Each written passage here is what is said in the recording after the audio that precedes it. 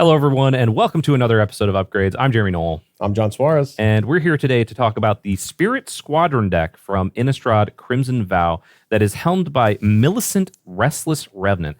Now, this is a pretty expensive commander. It's 5 blue-white for a 4/4 flyer, but it costs 1 less for each spirit you control, and whenever it or another non-token spirit you control dies or deals combat damage to a player, you create a 1/1 white spirit token with flying.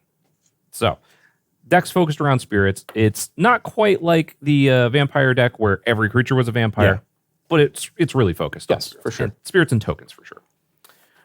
So to get it out of the way, our honorable mention for this is actually Hallowed Fountain, which you can get for a little under $10 currently.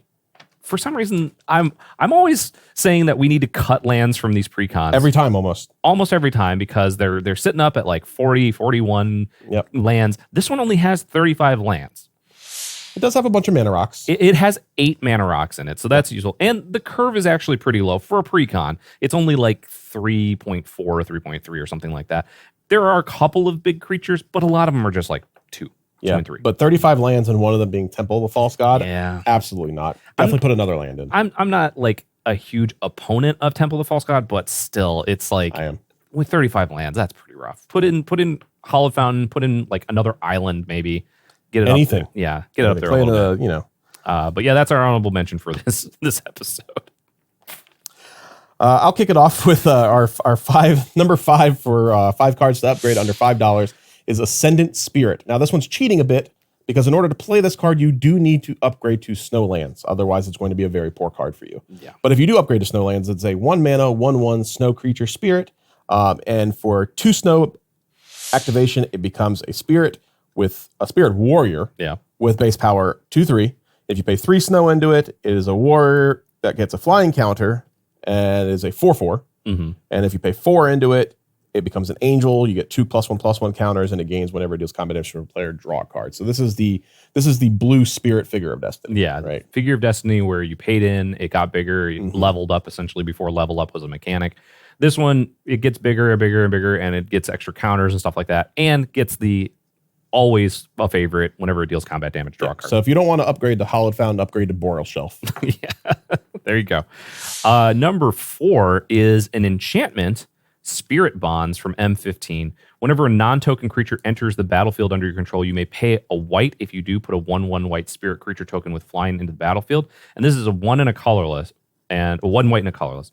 And it also has a white and a colorless activation cost of sacrifice a spirit. Target non-spirit creature gains indestructible until end of turn.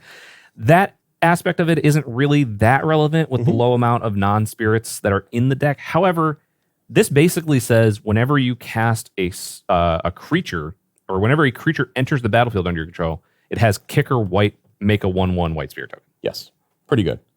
And the card was designed by everyone's favorite Justin Gary, former Magic professional and of Stoneblade. Ascension and Stoneblade. Stoneblade games, Soulforge, Soulforge, you know. They've designed a lot of great games, and he designed a really good Pro card Tour champion. Really, really good guy too. Yeah. So that's number 4. Yeah. All right. Number 3, another enchantment. We kind of went with a decent amount of enchantments for this one, and it is Court of Grace.